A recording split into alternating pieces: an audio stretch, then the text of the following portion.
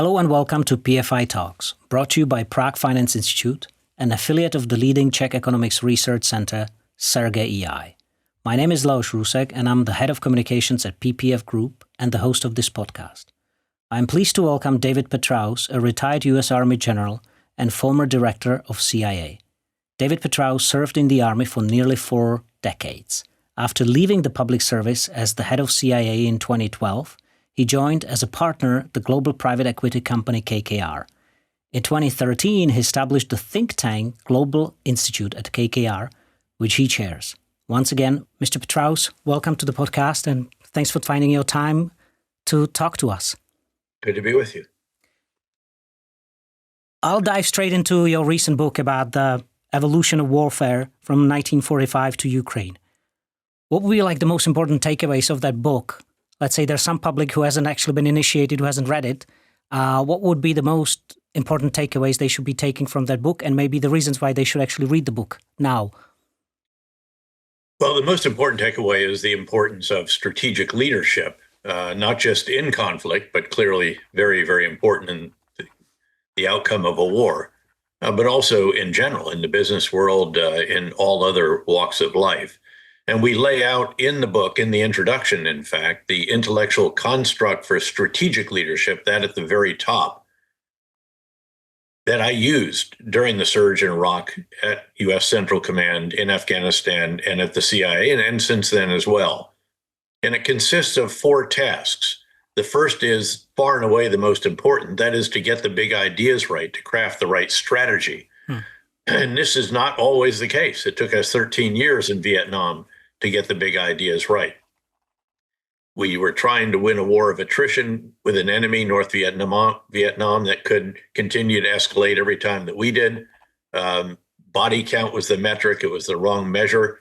We were thrashing around in the jungle and in the hills trying to kill as many of them as we could, and did in fact do that, but it was not enough. It could never be what was necessary, which needed to be to secure the population to have a comprehensive civil military counterinsurgency campaign. In Afghanistan, it took us 9 years to get all the inputs right, which included the big ideas and also the level of resources, the right organizational structure, preparation, and so forth. So again, this is far and away the task that matters most, which is to develop the right strategy. And again, this is true in the business world, needless to say as well. The second task of a strategic leader is to communicate the big ideas effectively through the breadth and depth of the organization and to all who have a stake in the outcome of the war or the business endeavor. The third is to oversee the implementation of the big ideas, what we often think of as leadership, the example the leader provides, the energy, the inspiration, hiring the best and brightest, allowing those not measuring up to move on to something else, the organizational architecture that is developed for the endeavor, the metrics that tell you whether you're winning or losing, and then how the leader spends his or her time is crucial. This is how you drive the execution of a campaign plan, the recurring events, the meetings, the activities that the leader pursues. And we spent a lot of time, in fact, determining how I should spend my time for the surge in Iraq, the coalition in Afghanistan, Central Command, CIA, and so forth. And then on that battle rhythm are events that enable you to perform the fourth task, which is to determine how you need to refine the big ideas, how to adjust the strategy as the situation evolves, as you achieve progress or experience setbacks, so that you can repeat the process and do it again and again and again. This is far and away the biggest takeaway from the book. This intellectual construct for strategic leadership is the prism through which we examine each of the conflicts, each of the wars that we visit for the reader. And it is the big takeaway, again, that we hope individuals will take from the book and then actually apply in their own lives. I should note that all leaders perform these 4 tasks. The difference is that the leader at the very top is the one who is determining the overall strategy within which everyone else works at the levels below the strategic leader. And again, if you don't get the big ideas right, it is very unlikely that you're going to prevail either in conflict or in a business endeavor. So in your view, and looking through the prism of the book, who do you think has the big idea communicated, the big who has chosen the right big idea and communicated it well when it comes to looking at the conflict that we are, witnessing in eastern Ukraine? Because it seems like neither Russia and Ukraine is actually winning the war at the moment. And I believe you might have mentioned, alluded to that in your recent interview at CNN. Well, I think that in terms of strategic leadership, President Zelensky has demonstrated, I think, greater facility with it.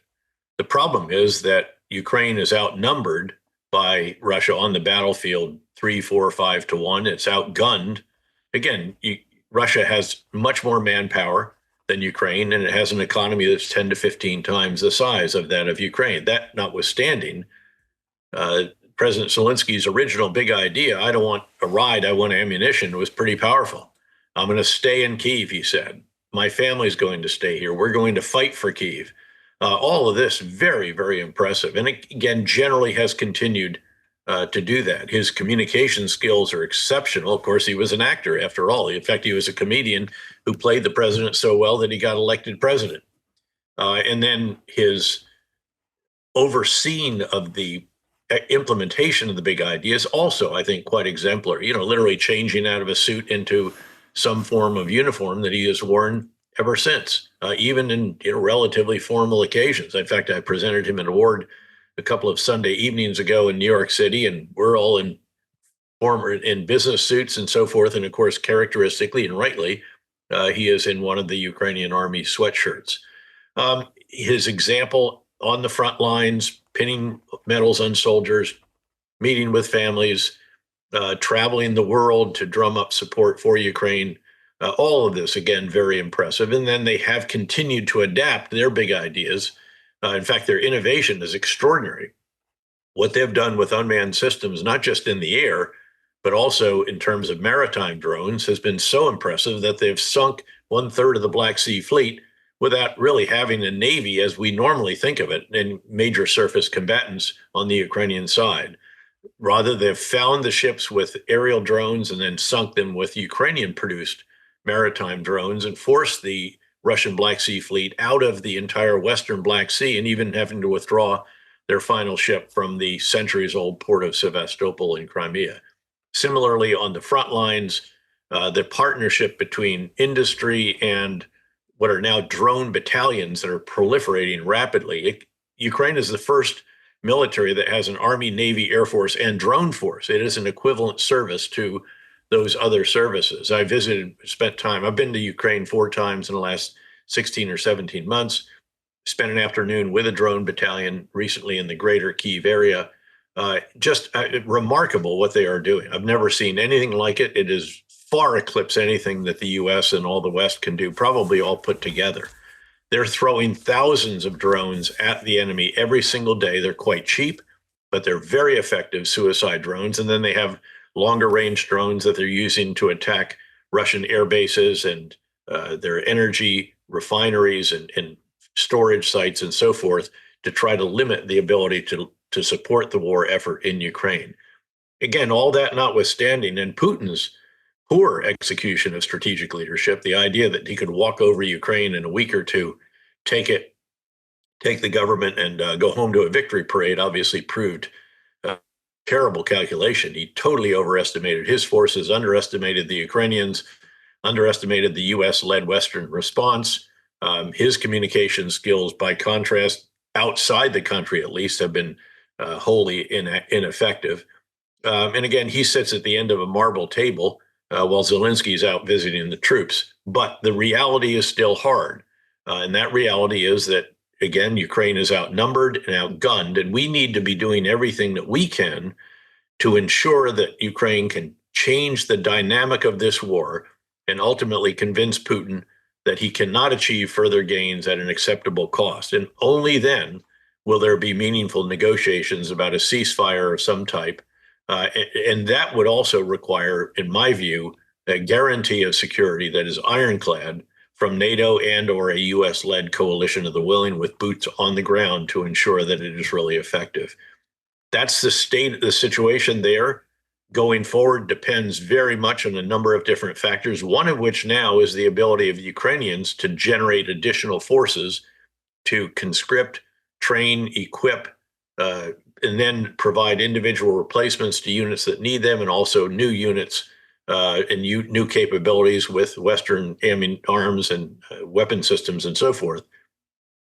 Depends on Ukraine continuing to exploit its innovation, noting that Ukraine is also innovating. Their electronic warfare is very, very challenging for the Ukrainian forces. They are also using a variety of different munitions and so forth that are very difficult. The glide bombs that can go 50 kilometers or so after launch from a bomber and then hit reasonably accurately with a GPS device, but in a huge explosion, 6,000 pounds of explosive.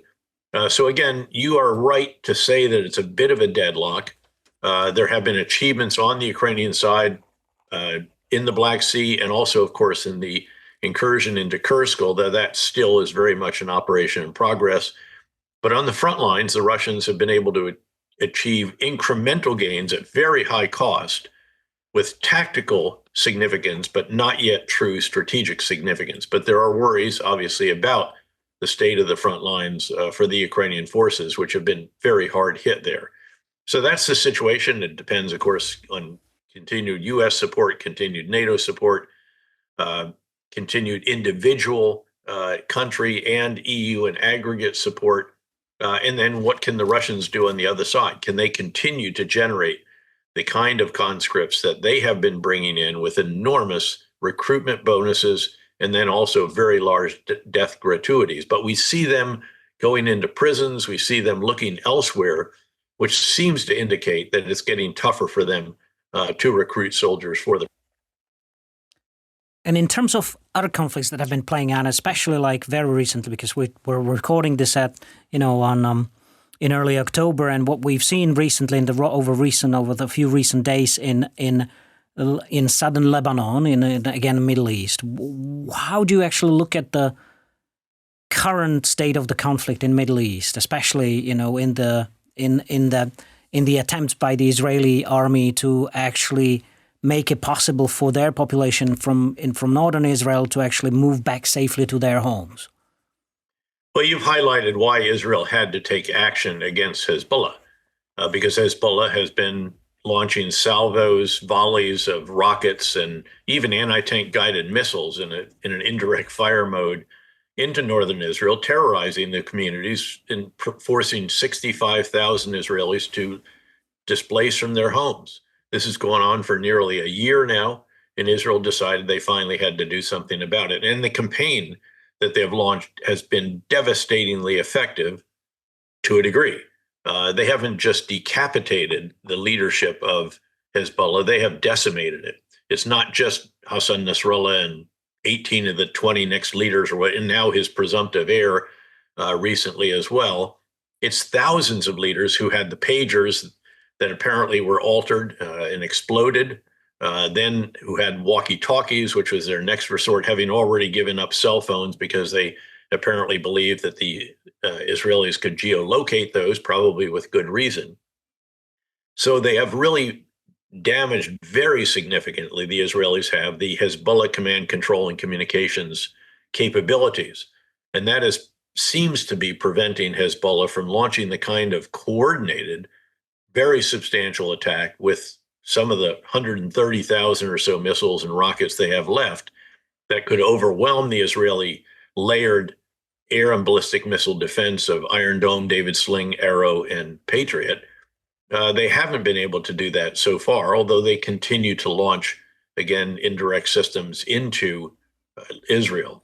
Now, Israel has now launched what they're saying are substantial raids into the area just north of their border, the area that is south of the Litani River, which runs, depending on where you are, up to 20 miles in distance from that northern border, trying to clear that area out, which is supposed to be clear, according to the UN Security Council resolution that ended the war of 2006. But it has not been, obviously, and the UN peacekeeping force has been wholly ineffective in carrying out, ensuring that that mandate is observed. So the Israelis are doing that on their own. This is a tougher fight. They've already lost at least 9 soldiers in the fighting on the ground.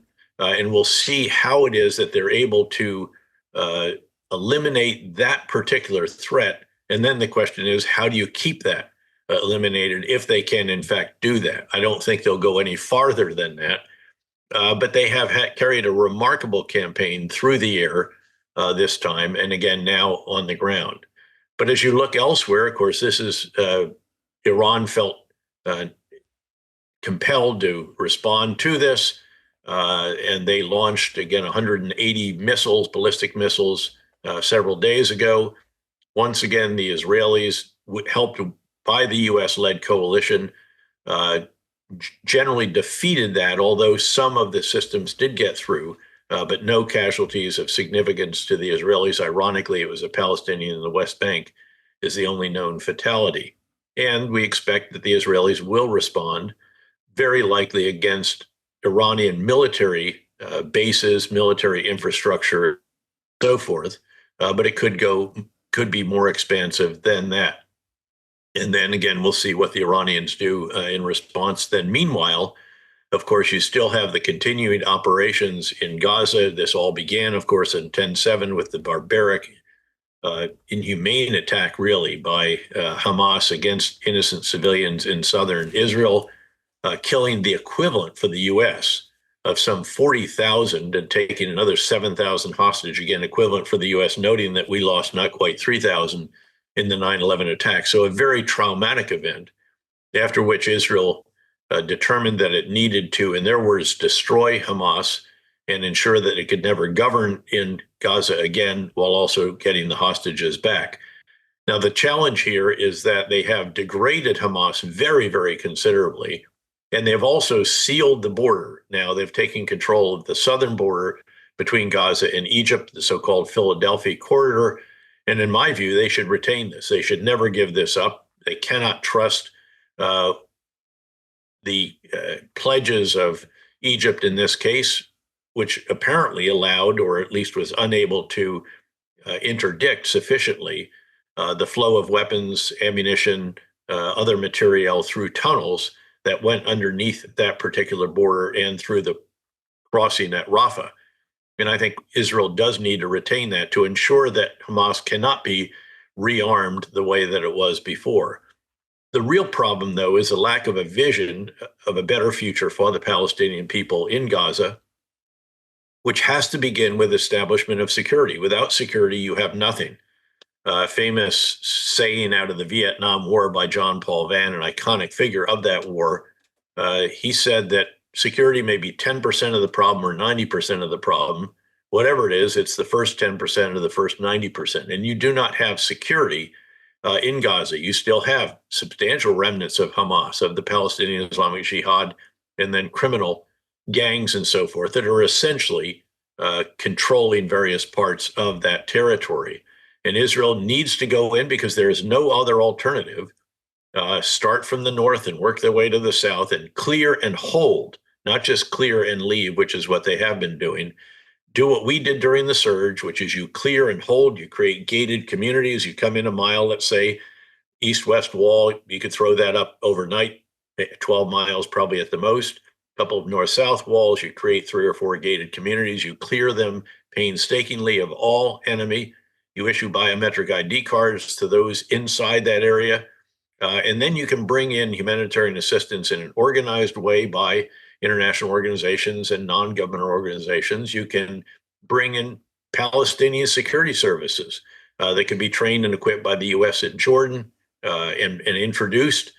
You can bring in contractors. Arab forces will come in if there is security. They will not otherwise. Mm-hmm. And then just keep repeating the process, working from north to south. Now, it'll take a while, but it is, in my view, what is necessary if you're going to have a better future for the Palestinian people, which has to begin with a foundation of security, and no other force can establish that security than the Israeli Defense Forces. But you did mention, you alluded to that the vision is kind of missing. But I mean, recently, for example, the Saudi foreign affairs minister decided to sort of write an op-ed for the Financial Times about reviving the idea of a dual state, Palestinian and Israeli Jewish state in no alternative in my view. No. I know that this two-state solution is no longer has a majority of Israelis supporting it. The support for that has eroded. But again, I see no alternative to it. And I've certainly asked everyone that might have a better idea. There has not been one that has arisen. And so eventually you have to get back to that. I'm keenly aware of the weakness of the Palestinian governance structure and the overall leader. I'm keenly aware of the challenges on the Israeli side with the coalition over which Benjamin Netanyahu presides. The big idea here, when it comes to the West Bank, should be to stop creating obstacles to an eventual two-state solution and start helping to build the institutions that would be necessary for it. Unfortunately, the opposite has generally been the situation, including, I might add, Israeli acceptance of money for Hamas, which actually built them up as an alternative, as a competitor, a rival to those in the Palestinian Authority and Fatah. And so, again, I think there has to be consensus out of this that we need to get back to that concept. And at the very least, don't create additional challenges to its eventual adoption. Since we have this great opportunity to have you here in our podcast, and with your experience at CIA, intelligence agency, how do you assess, with your experience from the intelligence community, what Israel has achieved in terms of infiltrating those pagers and walkie-talkies? I mean, it seems, and there's still very little information, any confirmation, everything is sort of a hearsay, but it seems like a very audacious endeavor that seems like most likely Israeli secret services achieved. Yeah, I don't want to get into the details of this, but it clearly is an unprecedented, diabolically clever supply chain operation. You have to go back to the Trojan horse or something like that to find anything comparable. This was, again, exceedingly creative and exceedingly effective. Again, as I said, this didn't just decapitate the senior leadership, it decimated the leadership of Hezbollah and destroyed their command, control, and communications means, and not to mention their headquarters. And now have also killed the individual who is likely thought to succeed Nasrallah. That said, this damages Hezbollah very, very substantially. It degrades it considerably, but it does not destroy it. It will reconstitute. The emotions are running high. There will be plenty of recruits. The Israelis will try to do a better job of preventing Iran from supporting Hezbollah further, both by interdiction in Syria and then through the Bekaa Valley, through which this support often runs. And they've been targeting. They've already hit something like 3,500 to 4,000 targets in Lebanon, a very substantial air campaign. The problem is that you can't destroy a force through the air and keep it destroyed. And they can't really occupy. So unless there's a dynamic in Lebanon where, say, the Lebanese armed forces or something step into the void, which I think unlikely, you will see Hezbollah continue to be a major problem for Israel, but hopefully deterred from taking the kind of activity that has brought this on themselves. And people are blaming Israel for casualties there. This should be placed at the feet of Hassan Nasrallah, who carried out this campaign, who directed it, and again, terrorized 65,000 Israeli civilians and prevented them from returning to their homes. Continuing on this CIA experience of yours, what has the tenure at the helm of CIA taught you? What is the biggest sort of benefit that you gained that you didn't have as a U.S. Army general, which you did for so many decades before that? Well, keep in mind that I had very, very close relations with the CIA, really starting in Bosnia, where I was deployed during 9/11. In fact, it's publicly known now, was not at the time, that the first counterterrorism operation after 9/11 was actually in Sarajevo, not in Afghanistan. And this is carried out very, very close partnership with CIA and also FBI, I should add. And I was part of a team that was doing the war criminal hunt, which had special mission unit elements. Again, this has all been publicly disclosed. This is back in the early 2000s. And from that moment forward, every assignment that I had, which included 5 combat commands as a general officer, had a very close relationship with station chiefs, base chiefs, and so forth of the CIA. Then, as the U.S. Central Command commander, of course, with all this had all the war zones in it: Afghanistan, Iraq, Yemen, and other places in the Middle East. Once again, very, very close partnership. In fact, I used to co-chair a gathering at least 4 to 5 times a year with the CIA director of all the elements that were engaged in the counterterrorism effort, eventually around the world, but at that time mostly focused on the greater Middle East. So by the time I was the CIA director, I had quite a good understanding of the operational side and of the capabilities of what's called the National Clandestine Service, essentially the spies. Those are actually trying to steal secrets and recruit sources and carry out covert action. What I came to learn, and I had enormous respect for those individuals, just again, they're unequaled, extraordinary individuals, the true silent professionals, silent warriors of the United States. But I came to be hugely impressed as well by the analytical component of the CIA, by the technical experts there who are just, again, unsurpassed at what they could do. Some of what they described to me as you're read on to these different programs and compartments and so forth, again, also diabolically clever.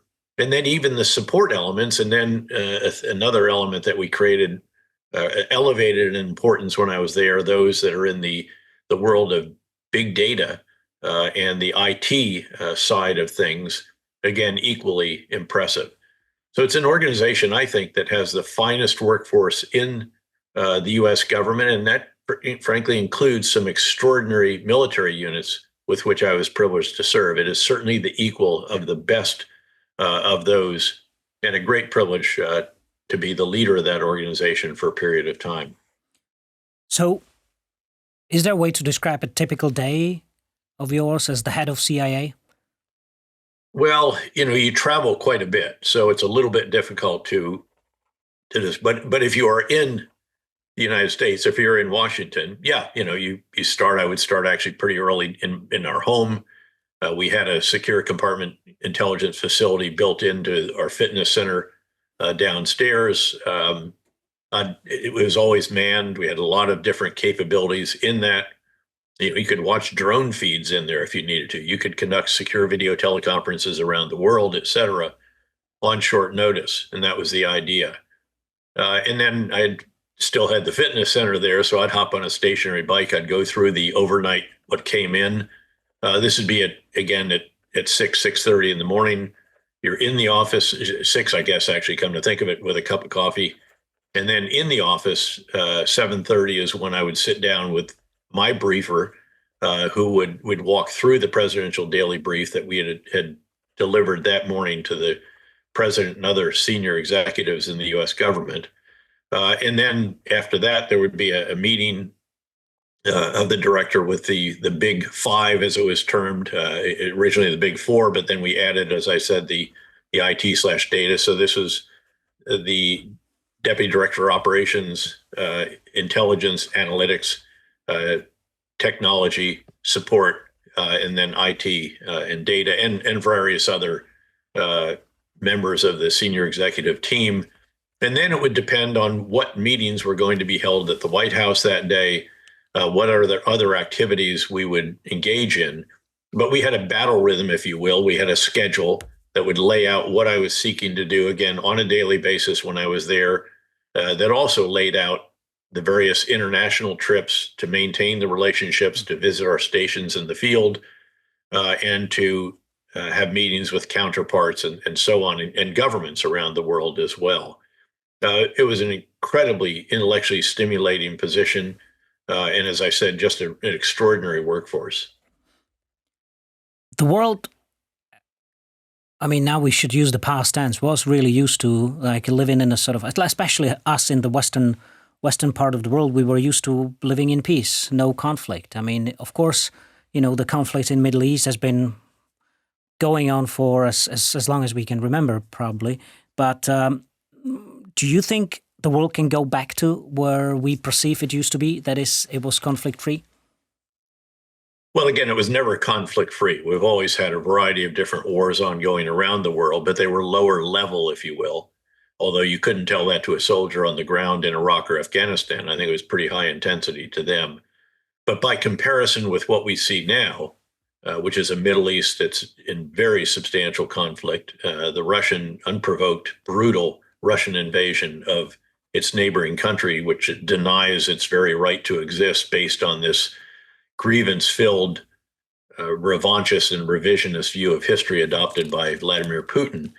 Again, we're seeing very significant conflict of a type we hadn't seen before. The truth is that just in the 11 and a half years that I have been at KKR, where, again, a partner and also chair of the KKR Global Institute, we've seen the world transformed. This has been seismic change from one that could be described as benign globalization, in which economics largely determine geopolitics, and the barriers to trade, capital flows, investment, data flows, and so forth were all being reduced, and global trade was going up at a very steep angle. Now we are in an era of renewed great power rivalries. That is a very significant change. Again, this is seismic in terms of geopolitics. Geopolitics are back with a vengeance. The holiday from history is over. And you see geopolitics now determining economics increasingly. And all those barriers to trade, investment, capital flows, data flows that were being reduced are now going up. We're in the early years of an era that will contain a lot of protectionism, industrial policy, and other limits to investment. If you look at the relationship with China, the most important in the world between the US and the West with any other country, the restrictions on investment in China, they continue to grow on a near daily, certainly a weekly basis. The additions to entities lists, these are companies in which you cannot invest, designation of technologies in which you cannot invest, biotech, quantum, AI, big data, anything that touches the surveillance state, dual use, in other words, military as well as civilian. Not to mention the restriction on the sale of high-end microchips and the fabrication plants for their making and the technology for that. Again, this is growing every single week, but we cannot decouple from China. We do need to de-risk with respect to China. So again, the changes are nothing short of breathtaking, and they have been accompanied by, again, this kind of conflict that we hadn't seen in the European continent since the end of World War II, and in the Middle East since probably the major wars that we've seen decades earlier. Well, thanks for mentioning KKR, because my next question was going to be, because, I mean, KKR is a very well-known, esteemed, big private equity company, an investment firm that's been around for many years. I mean, how did it happen? How did they hire you, or did you pick them? How did that happen? Well, I knew Henry Kravis, the co-founder of KKR. Actually, it just had happened that he and his wife invited me to dinner one time in New York. I happened to be there. I was doing an event at the Council on Foreign Relations. His wife emailed and said, "Hey, we noted they're not feeding you. Why don't you come to our place?" This is when I was a 4-star, I think, just home from the surge in Iraq, or perhaps as a 3-star. And she said, "You can invite anyone you want." And I said, "Great." I decided to test the proposition. This is only a few weeks out. And I said, "How about Henry Kissinger, Mayor Bloomberg, Police Chief Kelly, Richard Holbrooke, Fuad Ajami, a noted intellectual, and a handful of other similarly impressive individuals?" And every single one of them turned up. And we had a very including Henry Kissinger? Oh, yeah. Yeah. Very stimulating. And I knew him already. I'd had a lot of dealings with him. But it was a very stimulating one-table dinner. And I did it a number of additional times. And he and his wife came to my retirement ceremony when I completed my military career intersected with him a couple of times when I was CIA director. And after I left government, he called up and said, when you're ready to come up to New York, I'd love to see you. And there were a number of others that did the same. And it came down, there were a handful that were very keen to hire me. But ultimately, the possibility, the opportunity to establish the KKR Global Institute to do geopolitical risk assessment during the diligence process for one of the great investment firms of the world, and which has done really quite spectacularly well during my 11 and a half years there. We've grown from $83 billion under management to over $600 billion and growing quite rapidly. And the stock is up from 17 to 130 or something. So in a really tremendous firm, great leadership. We've had already the transition. Henry Kravis and George Roberts, the two of the original co-founders, have transitioned now from CEO to co-executive chairman. The next generation is at the helm, co-CEOs Scott Nuttall and Joe Bay, and another extraordinary workforce. The individuals are, again, absolutely the best with whom I've ever worked. And in terms of how you're dividing your work as a partner and the head of KKR Global Institute, how does that work out? Well, what I try to do, I'm engaged in a lot of different activities, but I try to ensure that they all contribute to maintaining the intellectual capital that is needed to be the chairman of the KKR Global Institute. So I do a lot of traveling. I attend numerous conferences throughout the year. It's a battle rhythm that we have. The Brycina Dialogue in India, the Munich Security Conference, the Aspen Weekend, the Sun Valley Ellen and Company, the Aspen Security Forum, Strategy Group, Ideas, on and on, all of these during the course of a year. I teach at Yale in the spring semester. I'm the Kissinger Fellow there, of course, on great power competition. Of course, it's a graduate seminar. Mm-hmm. I do a lot of speaking around the world. Literally, I travel usually to about 25 different countries every year to maintain my understanding of the situation, to maintain relationships, to meet with key investors and groups, and then leaders of the companies that we own. We own around 120 or more companies, and then have minority investments in a similar number. I'm on two boards. Those are important ones. One is the largest pure play cybersecurity services firm in the world. So that provides great insights in an area in which I was obviously involved as a general and then the director of the CIA. The other we just took public. We bought it when it had 34 million in annual recurring revenue and took it public at over 500 million. Great insights into that process, I might add. Now I do strategic advisor. I don't do any more boards. I am invested in over 30 startups personally, many of them multiple rounds, which provides insights again into a variety of developments in various technologies. So it's a very busy life, but it's very stimulating and support a number of both veterans nonprofits and then also think tanks, including RUSI in London. Mm-hmm. I'm the senior vice president there. Including the Atlantic Council, the Wilson Center. I co-chair their Global Advisory Council, and a variety of others, the Trilateral Commission, Council on Foreign Relations, and so forth. And again, it's a very, very busy retirement, if you will, although it's clearly not retirement. But I've been very fortunate. Doesn't sound like one. No, not at all. And I do a lot of this, frankly, as well, which I find stimulating, and almost always something comes out of that. In addition to just, if you will, maintaining the brand or building the brand. That's actually quite important to what it is that we do.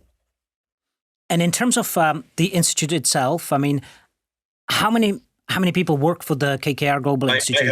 We have fewer professionals than probably I had speechwriters at a given, but they are extraordinary. Yeah. I mean, they're just absolutely the very, very best. Harvard Rhodes Scholar, Princeton summa cum laude, Yale Law, Fulbright in Russia, fellow in Asia.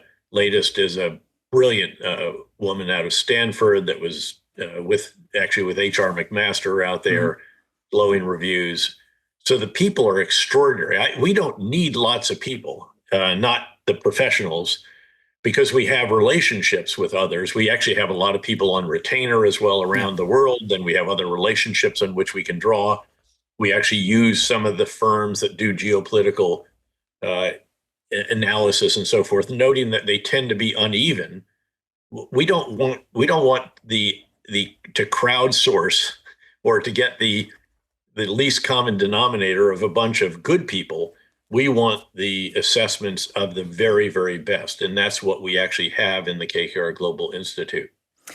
And in terms of transferring that expertise, that intellectual capital to the day-to-day executive management of KKR investment company, how do you do it? Do you do it through papers or do you do it on one-on-one meetings? How does that flow all work? Of the above. There are certain events. So there's, as an example, a monthly partners meeting at which I will typically discuss the major geopolitical developments of recent weeks and more importantly, their implications for not just geopolitics, but for global economics, for investment opportunities, and so forth. I have one-on-ones with the senior leadership on a recurring basis. We spend a lot of time together with the global macro team and the environmental social governance issues analysis team. Again, there's a rhythm to these activities. What we don't do is publish public facing information. We provide it privately. And there are reasons for that, not the least of which is that, again, this is part of our really a differentiator for KKR. And we want to provide it to those who are invested with us. We want to provide it to the leadership of the companies we own, not to the general public. Although there are certain products and so forth. For example, on LinkedIn, I digest something that is done by the Institute for the Study of War, and I'm on their board as well. And we have the Petraeus Center for Emerging Leaders there on Ukraine and the Middle East every night.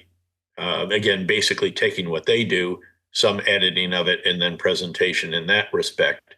But other than that, we generally don't produce a lot of public information, although, of course, we did the book as well. And I do a fair number of articles. I just had one in the Wall Street Journal about innovation in Ukraine and how extraordinary it is compared with what we are doing.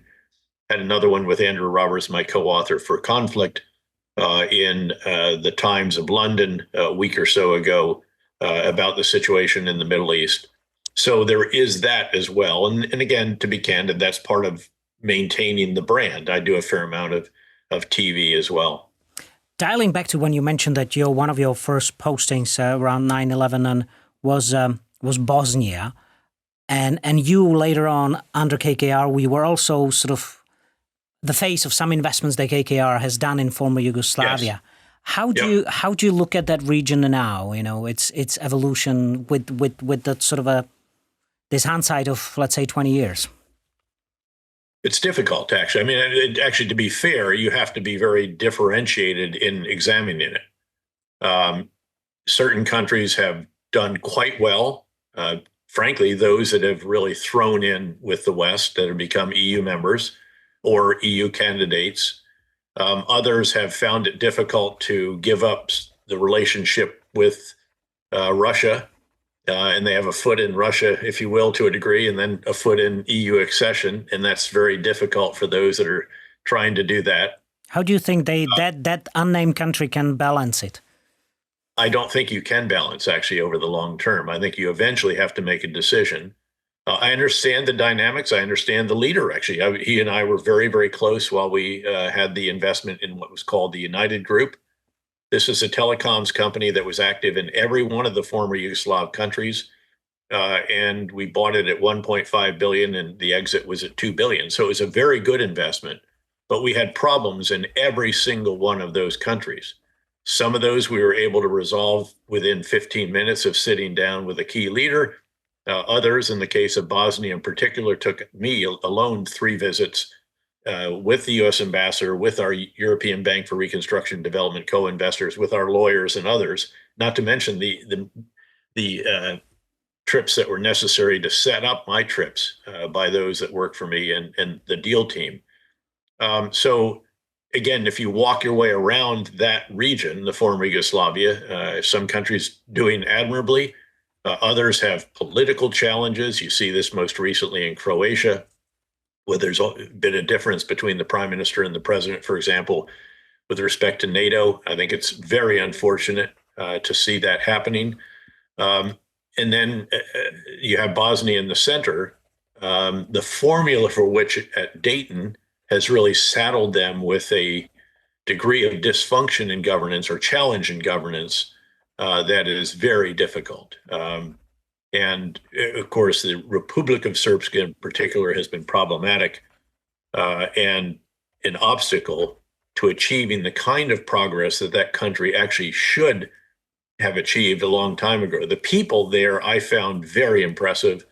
The level of education, there's entrepreneurship there, there's natural beauty, there's all kinds of wonderful qualities.